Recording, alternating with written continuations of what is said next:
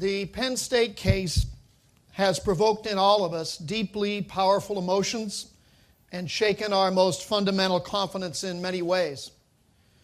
As we, the Executive Committee, the Division I Board, and I, have examined and discussed this case, we've kept foremost in our thoughts the tragic damage that has been done to the victims and their families.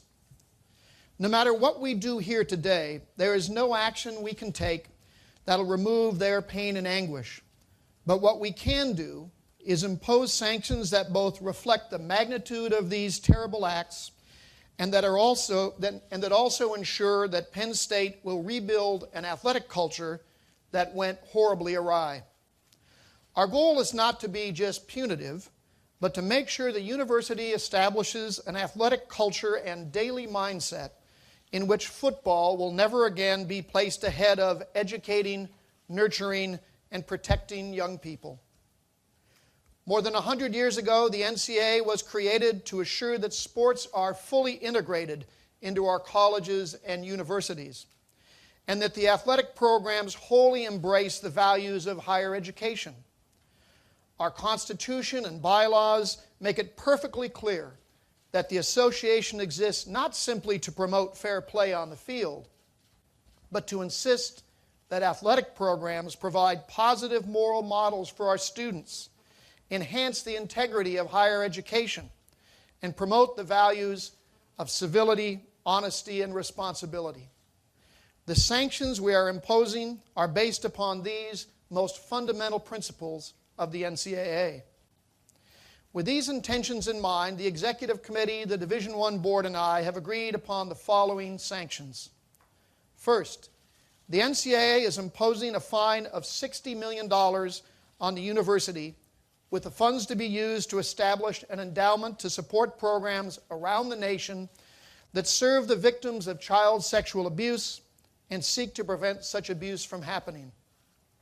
This amount is the equivalent of 1 year's gross revenue of the football team.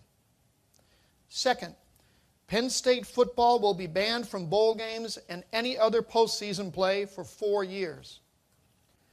Third, Penn State's football team will have its initial scholarships reduced from 25 to 15 per year for a period of 4 years. In order to minimize the negative impact on student athletes, the NCAA will allow any entering or returning football student athletes to transfer and immediately compete at the transfer university, provided he is otherwise eligible.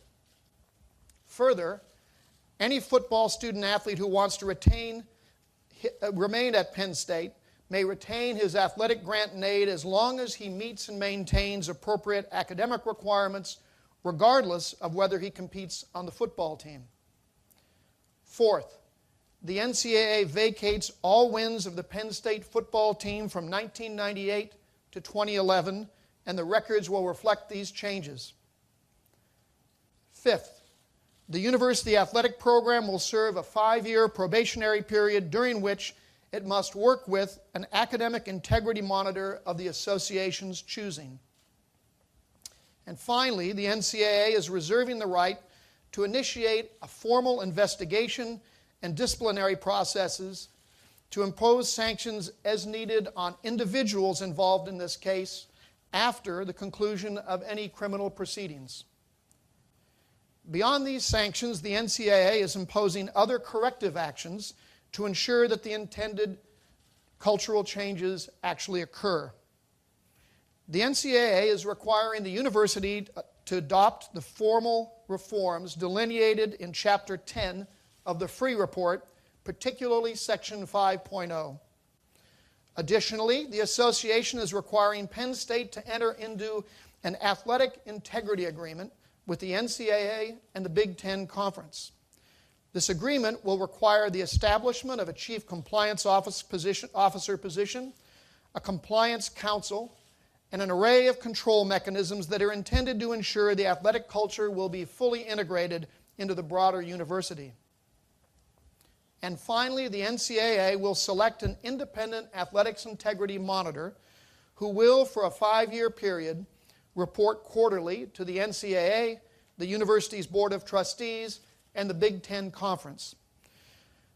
They will report on the progress Penn State is making in implementing all provisions of this agreement. Let me address also the issue of the so-called death penalty. The executive committee, the Division I board, and I had extensive discussions about the appropriateness of imposing a suspension of football for 1 or more years. An argument can be made that the egregiousness of the behavior in this case is greater than any other seen in NCAA history, and that therefore a multi-year suspension is appropriate. After much debate, however, we concluded that the sanctions needed to reflect our goals of driving cultural change as much as apply punitive actions. Suspension of the football program would bring with it significant unintended harm to many who had nothing to do with this case. The sanctions we have crafted are more focused and impactful than that blanket penalty. Moreover, the actions already taken by the new chair of the board, Karen Peets, and the new president, Rodney Erickson, have demonstrated a strong desire and determination on the part of Penn State to take the steps necessary for the university to right these severe wrongs, and were appreciated by all of us.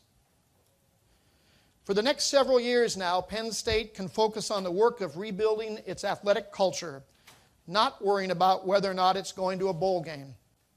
With the sanctions imposed today and with the new leadership, the university, we hope, indeed we intend to ensure that that will be the case. In closing, let me say that this case involves tragic and tragically unnecessary circumstances. One of the grave dangers stemming from our love of sports is that the sports themselves can become too big to fail, indeed too big to even challenge. The result can be an erosion of academic values that are replaced by the value of hero worship and winning at all costs. All involved in intercollegiate athletics must be watchful that programs and individuals do not overwhelm the values of higher education. In the Penn State case, the results were perverse and unconscionable. No price the NCAA can levy will repair the grievous damage inflicted by Jerry Sandusky on his victims. However, we can make clear that the culture, actions, and inactions that allowed them to be victimized will not be tolerated in collegiate athletics.